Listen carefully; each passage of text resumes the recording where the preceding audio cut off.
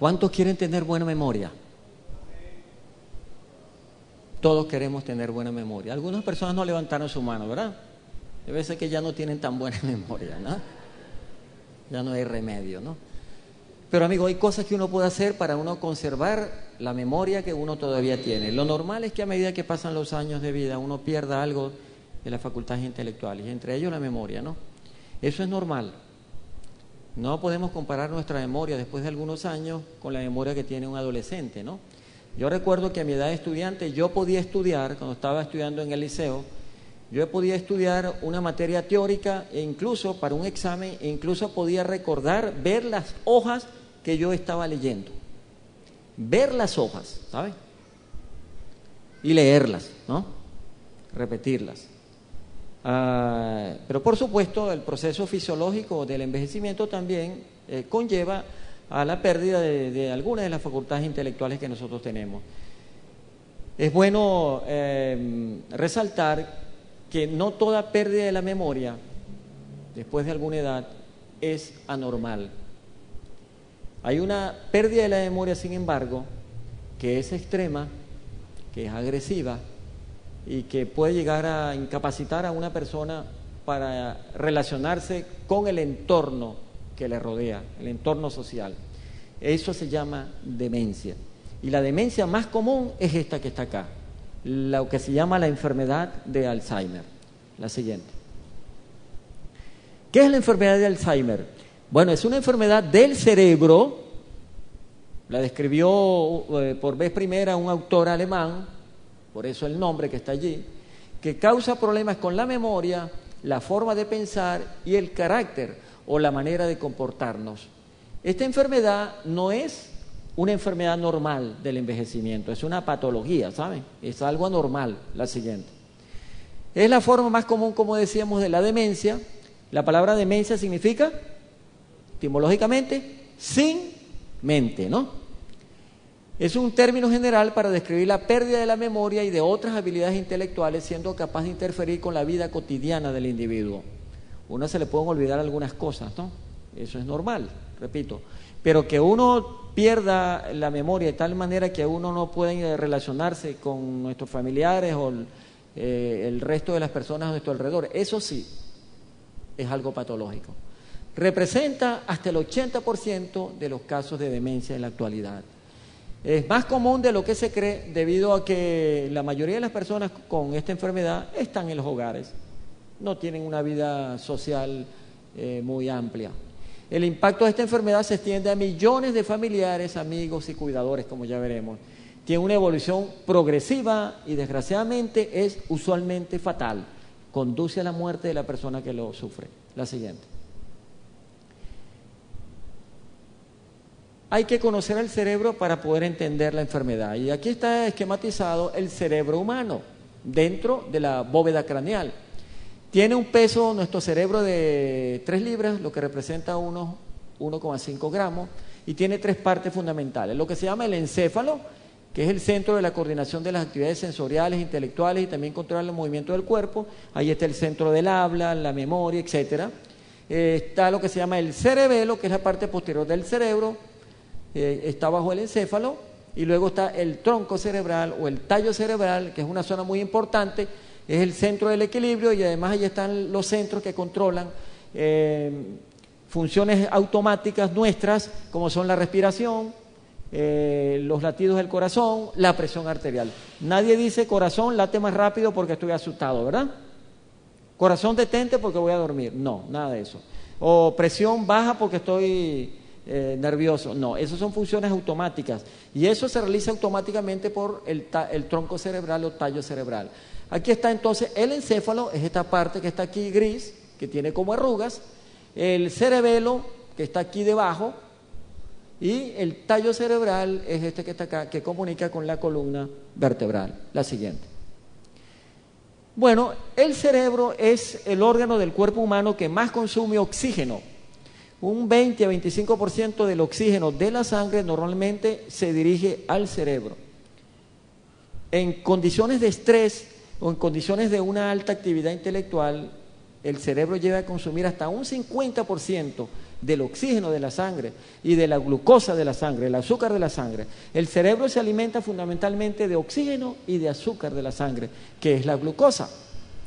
Y esa nutrición llega a través de los vasos sanguíneos, una red grande de vasos sanguíneos. La siguiente. Esto es la corteza cerebral, es la parte más externa del cerebro y es una zona muy importante porque residen allí, en esa corteza, los centros de realización de una cantidad innumerable de actividades normales del ser humano. Fíjense ustedes, hay regiones específicas aquí en la corteza que no las vamos a presentar ahora, pero esas regiones específicas incluyen lugares para la interpretación de sensaciones corporales, imágenes, sonidos y olores del mundo exterior, regiones que generan pensamientos, resuelven problemas y hacen planes, los lugares donde se forman y almacenan los recuerdos, hay regiones donde se controlan los movimientos voluntarios, etc. La siguiente. El cerebro tiene dos hemisferios, uno derecho y uno izquierdo, y cada uno de ellos tiene funciones un tanto diferentes. Por ejemplo, en el lado izquierdo del cerebro está el centro del habla, no está en el lado derecho. En las personas diestras, las personas que son derechas, el centro del habla está en el lado izquierdo. Cuando ocurre, por ejemplo, un accidente vascular cerebral que afecta el hemisferio izquierdo, la persona puede quedar sin habla. Pero cuando ese accidente vascular cerebral, se cierra una arteria, un derrame cerebral, por ejemplo, ocurre en el lado derecho del cerebro, la persona puede que pierda la fuerza de medio lado, en este caso sería del lado contrario, el lado izquierdo, pero el habla se mantiene. Así que el lado izquierdo del cerebro controla la fuerza muscular del lado derecho y la del lado derecho controla el lado izquierdo. La siguiente. La anterior, ¿no? La anterior, es que se fue muy adelante. La anterior, se fue muy adelante. No, atrás. Es que pisó una tecla allí que... Ahí, Inés. Atrás. Ok, esa. La siguiente. Ok, mis amigos. El cerebro, microscópicamente, está hecho de células llamadas neuronas, que tienen una gran cantidad de ramificaciones. Y hay unas que son muy largas, que se llaman axones, y unas que son más pequeñas, pero más ramificadas, que se llaman dendritas. Muy bien, aquí vemos eso entonces, un grupo de neuronas en condiciones normales. Esto es lo que se llama el bosque de neuronas. Fíjense ustedes que las neuronas tienen estas ramificaciones, se conectan unas con otras, ¿saben? Hay una interconexión muy grande entre ellas. El humano adulto tiene unos 100 billones de neuronas, ¿saben? Con ramificaciones diversas, que suman en total aproximadamente 100 trillones de puntos de contacto con otras neuronas. Esas ramificaciones sirven para transmitir señales eléctricas a través de los cuales funciona nuestro cerebro. Las señales que pasan por el bosque de neuronas forman la base de los recuerdos, los pensamientos y los sentimientos. Todavía no se sabe exactamente cómo es el mecanismo por el cual ocurren estas funciones cerebrales, que son abstractas, se le llaman cognitivas, recuerdos, pensamientos, sentimientos, todo tiene su base en el cerebro. Y eso es lo que se llama las funciones cognitivas del cerebro. Las neuronas son el tipo de célula principalmente destruido en la enfermedad de Alzheimer. La siguiente. Por eso la gravedad. Bueno, como dijimos, hay puntos de contacto de una neurona con otra. Y en ese punto de contacto, como este que está aquí, por ejemplo, este es un axón que se está uniendo a este axón o esta ramificación viene de otra neurona. Y esto es la pared de una neurona. En el punto de contacto de una neurona con el otro a través del axón, entonces hay una sustancia que se llaman neurotransmisores. La acetilcolina, así llamada, es el principal punto de contacto en ese lugar. Bueno, para que ese impulso o esa señal eléctrica pase a la neurona, entonces tiene que liberarse ese neurotransmisor llamado acetilcolina. Cuando el impulso viene, los sacos que contienen la acetilcolina se rompen y entonces se libera la acetilcolina y el impulso puede pasar. Cuando no hay acetilcolina, entonces el impulso eléctrico no puede pasar. Se ha demostrado que en la enfermedad de Alzheimer esa acetilcolina está disminuida, ¿saben? De allí el problema de transmisión de impulsos y el problema cognitivo que tienen los pacientes con esta enfermedad. La siguiente. Bien, amigos, aquí hay unas imágenes a través de un estudio que se llama la tomografía por emisión de positrones. Es el último grito en el diagnóstico, ¿saben? Cerebral y en el diagnóstico de cáncer también. Un examen muy costoso, una tomografía, un CT PET para el diagnóstico de cáncer. Está costando ahorita como 45.000 bolívares, ¿sabes? Y es muy útil, sí, porque es un estudio metabólico y puede localizar en el cuerpo de la persona donde está un tumor, donde hay focos tumorales. Pero esta CT PET cerebral se está utilizando para estas cosas, para leer las palabras, escuchar las palabras, pensar en palabras, decir palabras. Fíjense, esta es la imagen del cerebro que se observa en el cerebro de una persona cuando está leyendo palabras, cuando está haciendo una lectura. Fíjense ustedes la parte que se prende. La zona más activa es la zona roja. Cuando esa misma persona entonces está escuchando, le están hablando, entonces fíjense ustedes la zona que se activa, una zona diferente a la anterior. Cuando la persona está pensando, recordando algunos nombres, por ejemplo, entonces esta es la zona que se activa. Y cuando la persona está hablando, ¿verdad? Entonces es otra zona la que se está activando. Así que hoy en día esta codificación de señales es muy importante en el diagnóstico de esta enfermedad y de otras patologías. En el futuro va a tener una gran utilidad. Estas codificación de señales cambian en los pacientes que tienen el Alzheimer. La siguiente. Bueno, hay modificaciones que ocurren en el cerebro de las personas que tienen el Alzheimer. Aquí está un cerebro normal que pesa como 1,5 kilos, ¿no? Vean ustedes, este es el esquema de un cerebro de una persona con un Alzheimer avanzado. En primer lugar, el cerebro se ha atrofiado, ha reducido su tamaño y entonces pesa mucho menos que un cerebro normal. Cuando se superpone esta imagen normal con esta de Alzheimer, vean ustedes, nosotros podemos ver, este es el cerebro con el Alzheimer y esto que está aquí, ¿verdad? Este relieve posterior es la superposición del cerebro normal, para que nos demos cuenta cómo cambia en tamaño el cerebro de la persona con esta enfermedad. Otros cambios cerebrales que ocurren, vean ustedes, aquí está. Esta es la mitad de un cerebro sano y esta es la mitad de un cerebro con Alzheimer. ¿Hay alguna diferencia? Claro que sí. En primer lugar, el cerebro de la persona con Alzheimer se redujo de tamaño, ¿verdad? Y además de esto hubo otras modificaciones. Fíjense ustedes estos surcos que son pequeños aquí, se ahondaron y estas cavidades llamadas ventrículos se hicieron más grandes también. Aquí están definidos. La corteza se atrofia, dañando las áreas del cerebro usadas para pensar, planear y recordar. La atrofia es especialmente severa en el hipocampo, un área de la corteza que juega un papel clave en la formación de nuevos recuerdos. Al mismo tiempo ocurre dilatación de los ventrículos. La siguiente. Bajo el microscopio, nosotros podemos ver dos imágenes, ¿no? Esta es un cerebro normal con las neuronas normales interconectadas, ¿no? Y este es un cerebro de una persona con Alzheimer. ¿Qué vemos allí? Vemos dos cosas. Vemos en primer lugar estas manchas, ¿verdad? Anaranjadas. Y vemos también, estas manchas se llaman placas. Y estas conexiones que parecen marañas, ¿verdad? Así se les llama. Esas son modificaciones anormales de las ramificaciones de las neuronas. Entonces, bajo el microscopio, como dice acá, se puede observar en una enfermedad con Alzheimer un número muy reducido de neuronas. Se pierden las neuronas, ¿saben? Número 2, se observan estas placas que son anormales y además aparecen las marañas, que son fibras retorcidas de otra proteína en las neuronas. Se desconoce la causa de la muerte de las neuronas, pero se cree que una parte importante del desarrollo de esta enfermedad es la aparición de las marañas y de las placas. La siguiente. Bueno, amigos, un poquito más sobre las placas. Estas son cosas que los médicos aprenden, pero es fácil entenderlo realmente, ¿no? Esto es una placa de la que aparece en el Alzheimer. ¿Qué es una de las placas que ocurren en la enfermedad? Bueno, allí se acumula una proteína que se llama amiloide o beta amiloide, que procede de la membrana grasa que rodea las neuronas. Las neuronas tienen una capa grasa en su pared celular y entonces eso se concentra y forma esas placas. La beta-amiloide es químicamente pegajosa y se acumula en forma de placas, y los fragmentos de beta-amiloide pueden ser más dañinos que las placas.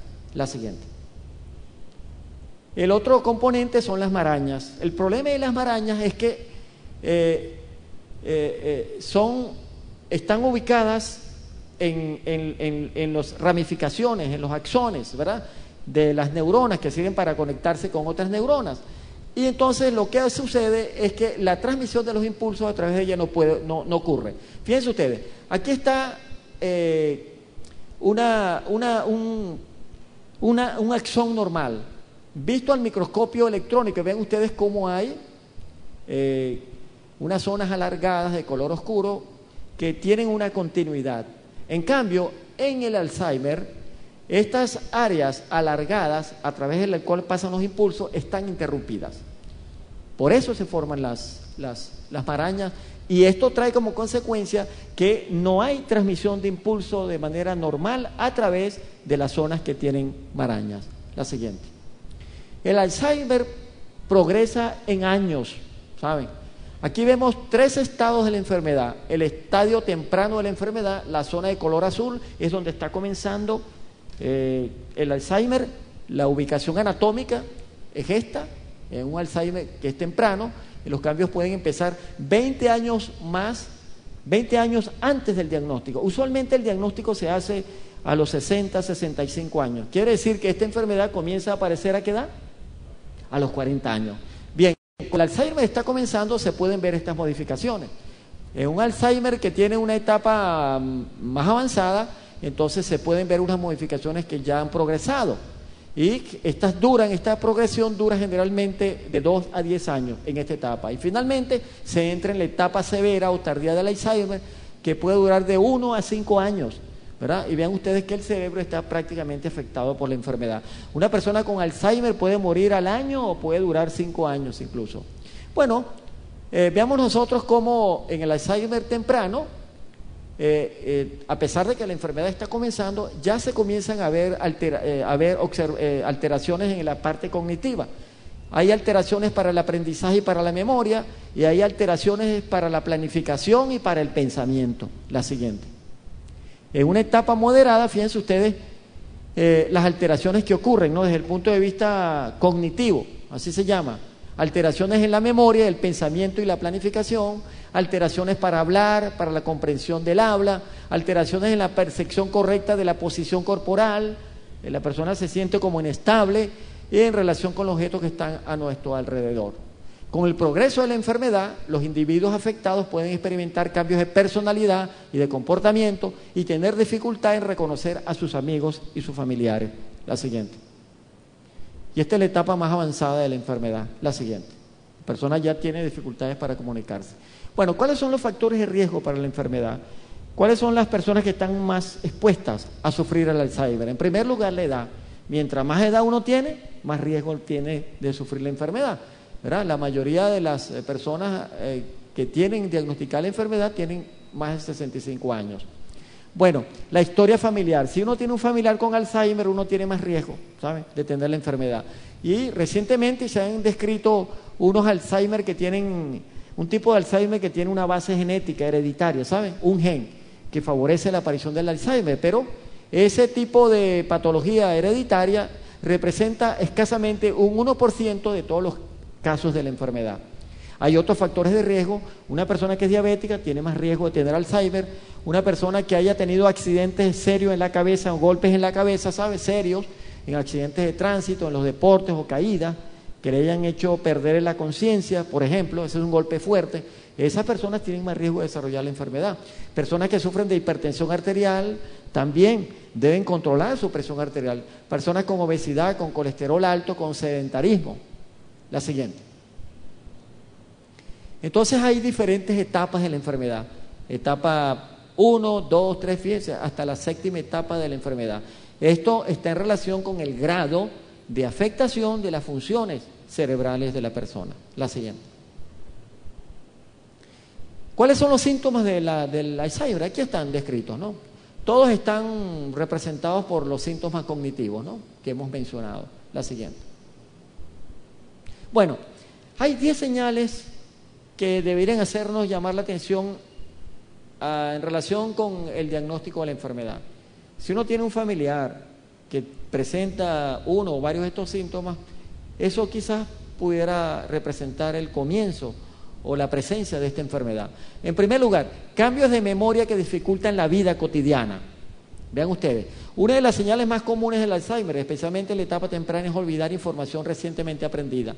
Se olvidan fechas o eventos importantes, se pide la información repetidamente, se depende de sistemas de ayuda para la memoria, tales como notitas, dispositivos o en familiares para hacer las cosas que uno antes hacía solo. ¿Cuáles son los cambios típicos relacionados con la edad? Bueno, olvidarse de vez en cuando de un nombre o una cita, pero uno se acuerda después. Una persona con Alzheimer se le olvida la fecha, que es el día de hoy, ¿verdad? Se le olvida la fecha de su cumpleaños y no lo recuerda a menos que uno se lo diga. A cualquiera de nosotros se nos puede olvidar el día de hoy, ¿verdad? Eso es común. Oye, ¿qué día es hoy?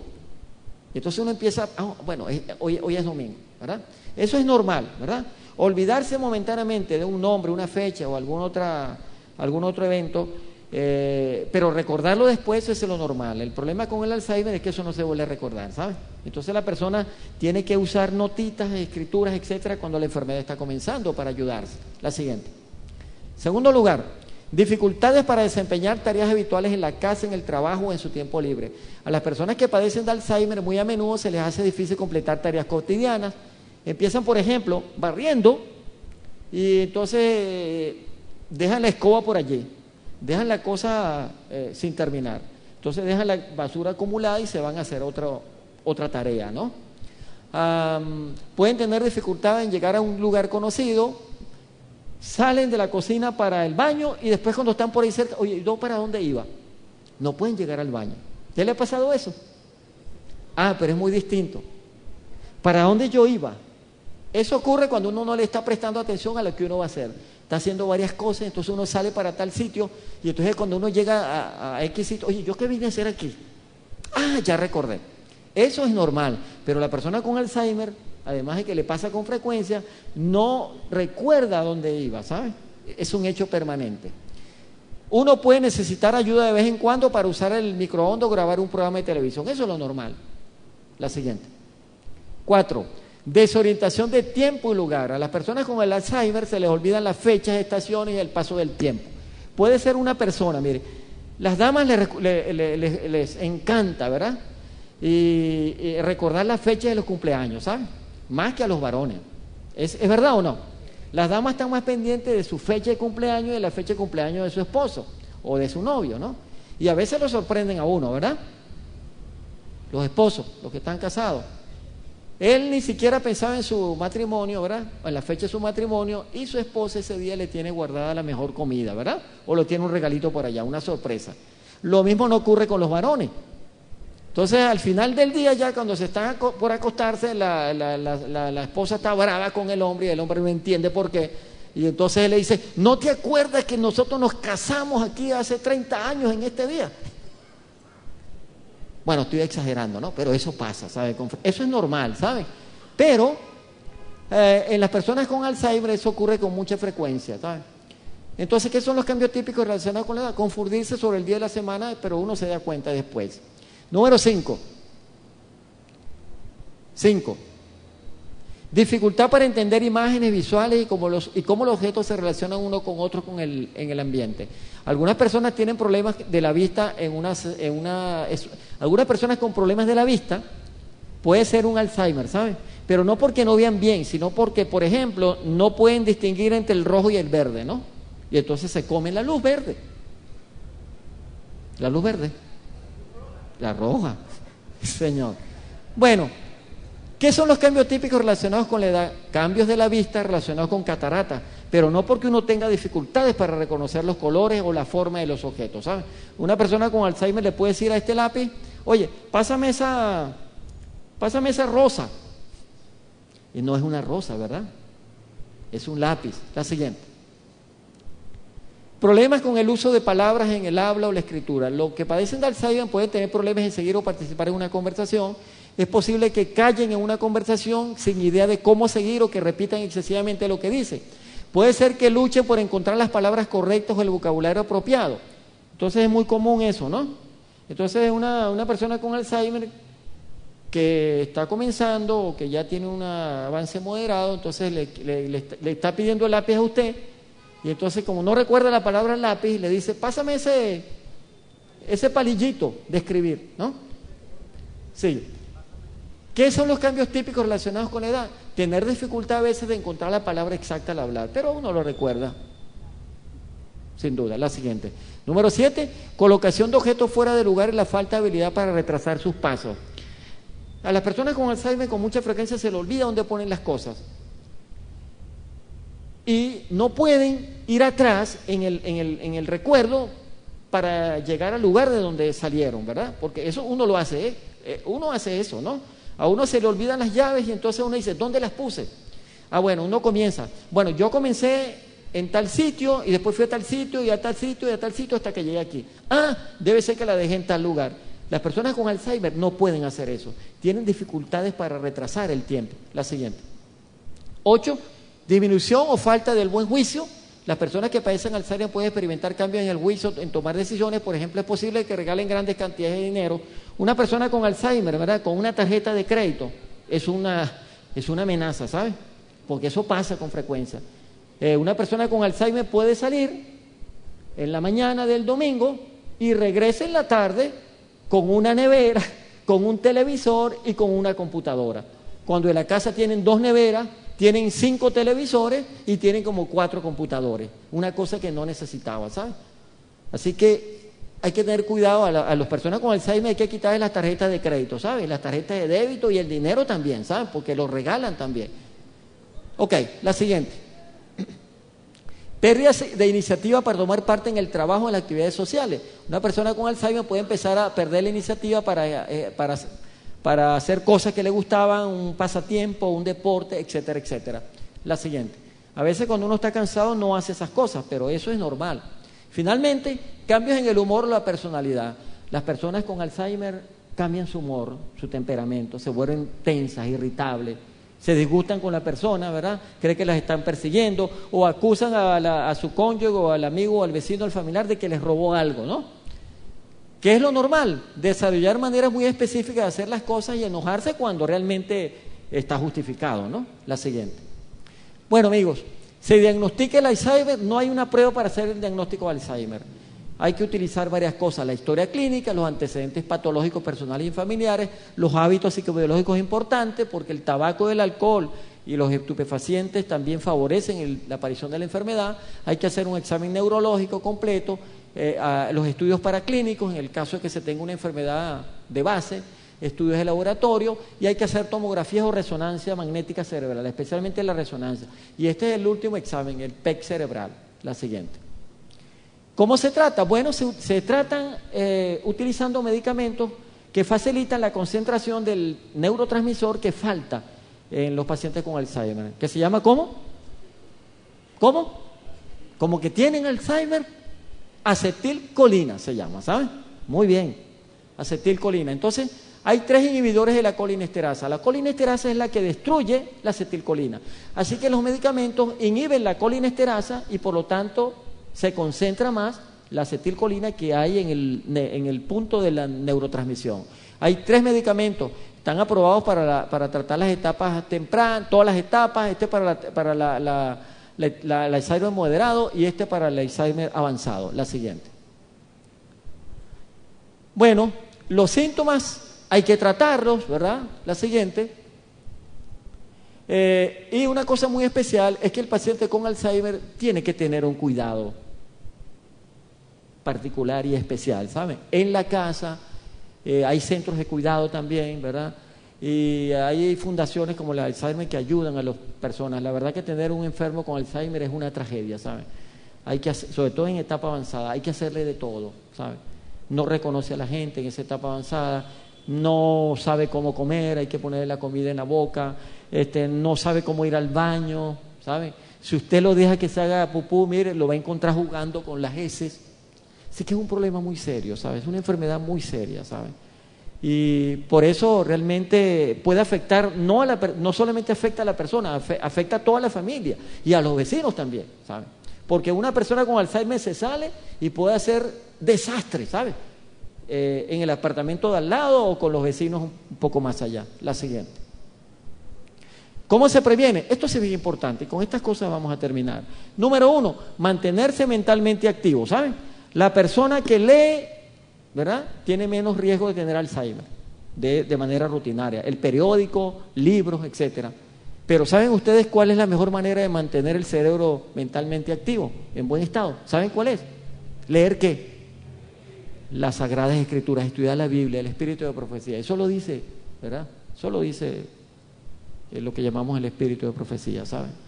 Practicar ejercicio físico. Insistimos en la necesidad de ejercicio físico, ¿saben? Eso es muy importante para prevenir muchas enfermedades. Llevar una vida social activa. Hay que tratar las patologías que la persona tenga, la diabetes, la hipertensión, etcétera. El controlar el peso corporal, no fumar, no tomar licor, no tomar café, ¿saben? Ni bebidas cafeinadas. Descansar apropiadamente, vivir, ¿verdad?, confiando en Dios en la solución de nuestros problemas, controlar el estrés. Hay un tema de estrés que va a ser el último, la siguiente. Recomendaciones dietéticas. Esta es la última fotografía. Reducir el consumo de grasas saturadas y colesterol, ¿verdad? Crema de leche, mantequilla y queso madurado. Eso se sabe que puede favorecer la aparición de la enfermedad estadísticamente. Reducir el consumo de carnes rojas. Evitar el consumo de vísceras. ¿Cuáles son las vísceras? El hígado, ¿qué más? Riñón, ¿qué más? Los pulmones, el bofe, el mondongo. ¿Qué es el mondongo? Ok, la panza. Ok. Esto hay que aumentarlo, el consumo de frutos secos, oleaginosas y semillas. Usar aceites vegetales como el de oliva, ¿sabe? Que tiene vitamina E en buena cantidad. Consumir tomates, ¿oyeron? ¿Qué cosa? Tomates, hortalizas como la col, brócoli, coliflor, vegetales, esto. Consumir hojas verdes, ¿saben? Porque las hojas verdes tienen silicio, ¿saben? Y el silicio puede ayudar a prevenir el Alzheimer, ya les diré por qué. Y aumentar el consumo de frutas. Realizar los cambios precedentes puede reducir el riesgo de contraer Alzheimer casi en un 40%. La siguiente. Y esto es un punto muy importante. El Alzheimer y el aluminio. Se ha demostrado que en el cerebro de las personas que sufren de esta enfermedad hay altas concentraciones de un mineral pesado llamado aluminio. ¿De dónde vendrá ese aluminio? ¿Cómo hace para llegar al cerebro? ¿Será que llega por los oídos? ¿Será que llega por la nariz? ¿Será que llega por los ojos? ¿Será que llega por la piel? ¿Por dónde podrá entrar ese aluminio y llegar al cerebro? ¿Por dónde creen ustedes? Por la boca, con lo que comemos y bebemos, ¿sabe? Llega aquí al tubo digestivo, se absorbe, pasa a la sangre y se concentra en el cerebro. Y vean ustedes lo que dice acá. Es un metal tóxico para el sistema nervioso. Y ha sido encontrado en elevadas concentraciones en los cerebros de pacientes con Alzheimer. Por lo tanto, la fuente para los seres humanos más importantes son los conservantes y colorantes utilizados en diversos alimentos manufacturados y los mecanismos de procesado. Se recomienda entonces tomar las siguientes medidas. Número 1, evitar el consumo de refrescos envasados en latas de aluminio. Evitar el uso de envases de cartón con capa interior de aluminio o UHT, ¿no? Esa leche de conservación tardía, ¿no? El agua de la llave, sustituir los utensilios de cocina de aluminio, evitar la preparación de alimentos ácidos en envases de aluminio, como el tomate, ¿sabes? Evitar los antiácidos a base de aluminio y consumir hojas verdes. Y con esto vamos a terminar. Vamos a terminar unos minutos más tarde, pero fue que comenzamos tarde, ¿sabes? Hoy comenzamos tarde. Bueno, mis amigos, fíjense ustedes, en primer lugar, aquí hay cosas que debemos hacer. Las ollas de aluminio, cuando hierven, ¿verdad?, el líquido que está allá adentro recibe aluminio de las paredes. Y ese aluminio, si es agua o es una sopa, cualquier cosa, ese aluminio, si es una sopa, ¿verdad?, uno se la toma, esa sopa tiene aluminio que se ha desprendido de las paredes del envase. Eso es lo que ocurre, ¿saben? Lo mismo ocurre con los sartenes, ¿saben? Los sartenes aluminio, cuando se fríen cosas en los sartenes que son de aluminio, entonces hay una cantidad muy pequeña, ¿sabes? Son cantidades muy pequeñas, pero ¿cuántas veces al día nosotros comemos? ¿Cuántas veces a la semana comemos? ¿Cuántas veces al año nosotros consumimos alimentos? ¿Cuántos años estamos comiendo alimentos? Años. Y entonces, lentamente, gradualmente, pero de manera segura, el aluminio que consumimos en pequeñas cantidades en cada comida se va concentrando en el cerebro. Ese es uno de los agentes que hoy en día está en la mira, ¿sabe? Como causa de esta enfermedad. Así que la recomendación es evitar, ¿esto es qué? Esto no es para darle por la cabeza a la gente, pero eso también, ¿verdad? Entonces, la recomendación que se está dando es que debemos evitar los utensilios de aluminio para preparar los alimentos. ¿Oyeron bien? Evitar utensilios de aluminio para preparar alimentos, los alimentos que tienen fuego, ¿no? Que utilizan cocción. No si usted utiliza un envase de aluminio para cualquier líquido frío, no hay problema, pero el fuego es lo que hace desprender el aluminio. Entonces, ¿qué tipos de recipientes deberíamos utilizar? Tómese. ¿Ollas de qué? De acero inoxidable, como esa que está allí. ¿Cuántos tenemos ollas de aluminio en nuestra casa? Baje la mano. ¿Cuánto cocinamos en ollas de aluminio? No le dé miedo, simplemente... Ok. ¿Cuánto cuestan las ollas de acero inoxidable? Son caras, ¿verdad? Pero amigo, más caro nos puede salir la enfermedad, ¿sabes? Sin duda. Así que tenemos que buscar ollas de aluminio. Todavía se consiguen por allá en algunos lugares a precio viejo, ¿saben? Sí. Perdón, de acero. Eso no es Alzheimer. Así no es el Alzheimer. Bueno, acero inoxidable, amigos, ¿saben? Por favor. O, por ejemplo, esto es de... Agárrelo. ¿Esto es aluminio? No, esto es hierro. Entonces usted puede buscar una sartén no de aluminio, sino de hierro. Todo pesa, ¿sabe? Porque es hierro, pesa. Los sartenes de aluminio son muy livianos. Esto es hierro. Usted puede cocinar en ollas de hierro o en ollas o en sartenes de hierro, pero no de aluminio, ¿sabe? Y busque estos dispensadores de alimentos. ¿Cómo lo llama? Cucharones. Búsquelos de hierro, ¿sabe? Sí. También hay otros materiales que se pueden utilizar para cocinar, por ejemplo, el vidrio o la cerámica también. Esos son los más recomendables. ¿Hay algún otro? El barro también, sí. El barro también, la cerámica.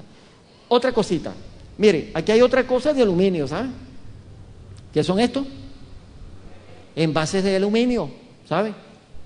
Esto también. Este líquido que esté allí tiene aluminio. La persona que se tomó esta bebida, ahí consumió, no hay duda, una determinada cantidad de aluminio, ¿sabe? Ese aluminio llegó a su estómago y ese aluminio se fue ¿para dónde? A su cerebro, ¿sabe? Así que se recomiendan evitar los envases de aluminio en bebida. Gaseosas, cervezas, ¿qué más se pone en envases de aluminio? Jugos también, ¿sabe? Jugos. Sí, las maltas también. Y también hay esos envases UHT, que donde se conserva la leche de larga duración, ¿verdad? Usted lo ve por fuera de cartón, pero en el interior, cuando usted lo abre, ¿qué es lo que tiene por dentro? Aluminio. Esos envases no son buenos, ¿sabe? Para la salud. Y otro detalle también, que tiene que ver con otro tipo de envase. Esto es un atún. Oiga, sin duda que este producto que está aquí dentro tiene aluminio, ¿sabe? Pero tiene otra cosa. ¿Qué es lo que tiene aquí adentro? Atún, sí. Fíjense ustedes, aquí además del aluminio hay mercurio. El mercurio es el otro mineral tóxico para el cerebro. Es un metal pesado. Esos metales cuando entran al cuerpo humano, miren, nunca más van a salir. Será el Señor Jesucristo que nos limpie el cuerpo cuando venga, ¿sabes? Que nos dé un cuerpo nuevo. Pero nunca más el mercurio ni el aluminio salen de nuestro cuerpo. Ahí los llevaremos hasta la tumba, ¿sabes? O hasta que veamos y seamos transformados en un abrir y cerrar de ojos, ¿sabes? Como dice la Escritura. ¿Por qué? Porque hay algunos peces que concentran el mercurio. El atún es uno de ellos. El atún que nos lo presentan así ha sido pescado allí en las orillas de los mares y océanos y más allá todavía, ¿sabes? Y en toda su vida los atunes, mientras más grande, tiene más mercurio, porque ha pasado más agua por su boca y entonces retiene el mercurio del agua y lo va concentrando en su cuerpo. Cuando una persona se come el atún, está consumiendo una concentración muy alta de mercurio, ¿saben? Mucho más allá de lo que es recomendado por las organizaciones de salud, la OMS en particular. Así que comer algunos pescados que concentran el aluminio, como por ejemplo el atún, no es recomendable, ¿saben? Deberíamos evitarlo, ¿saben? Aquí hay mucho mercurio, ¿saben? Sin duda. En cambio, hay algunos productos aquí que nos van a ayudar a prevenir el Alzheimer. En primer lugar, esto que está acá. Sáquelo de allí. Sáquelo. ¿Qué es eso? Acelga. Las hojas verdes, todas las hojas verdes, tienen silicio. El primer anciano me está diciendo que cierre. Tiene silicio. Y el silicio impide la absorción del aluminio, impide que el aluminio entre al cuerpo humano, lo retiene, lo atrapa en el intestino y se lo lleva hacia el exterior. Así que hay que consumir, para la prevención del Alzheimer es bueno consumir hojas verdes, lechuga, ¿qué más? Acelgas, espinacas, etcétera, etcétera. Es una de las mejores cosas que hay. También los crucíferos, como el brócoli, el coliflor, tómelos allí. Son ricos en una cosa que se llama colina. Y la colina es necesario para formar, ¿qué? La acetilcolina, el neurotransmisor que le falta al cerebro de las personas que tienen Alzheimer. También es muy bueno el consumo de nueces, maní, almendras. Es decir, este también lo puede tomar. Eso es nuez. Esto es maní. Sí. Estos productos tienen colina también, ¿saben? Tienen colina y esto contribuye para la formación de los neurotransmisores y tiene vitamina E también, que también es útil en la prevención del Alzheimer también. Así que hay que comer frutos secos, oleaginosas. Ya hablaremos de ellos en alguna de nuestras perlas de salud. Lo mismo las semillas, ¿saben? Todas las semillas, ajonjolí, todas las semillas son útiles y beneficiosas en la prevención de esta enfermedad. Las frutas también, ¿saben? Por su riqueza en vitamina C. Y finalmente, esto que está acá, que es el tomate. El tomate parece ser uno de los mejores productos en la prevención de esta enfermedad. Ahora, una cosa, cuando usted prepare salsa de tomate natural, no use una olla de aluminio, ¿saben? Porque el ácido del producto ayuda a desprender el aluminio de las paredes de la olla de aluminio, ¿saben? Así que hay que preparar la salsa de tomate natural en una olla ¿de qué? De acero o de hierro. Muy bien. Con eso terminamos, ¿saben?